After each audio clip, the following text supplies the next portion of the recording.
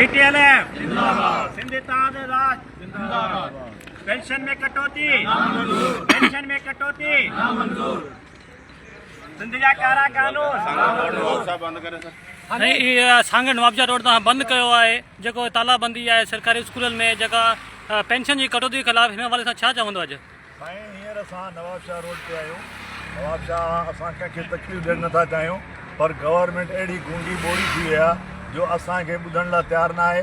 असां हाणे हिननि खे ॿुधाइणु चाहियूं था त हाणे पूरी सिंध जा रोड रस्ता ब्लॉक कंदासीं ऐं 6 अक्टूबर ते बिलाल हाउस खे बिलाल साहब खे ख़बर पवंदी त तुंहिंजे घर जे अॻियां घेराव थींदो ऐं तुंहिंजा इहे जेके वज़ीर मुशीर आहिनि इहे पंहिंजे घरनि खां ॿाहिरि हाणे निकिरी न सघंदा, छो त हाणे असां रोड रस्ता सभु ब्लॉक कंदासीं।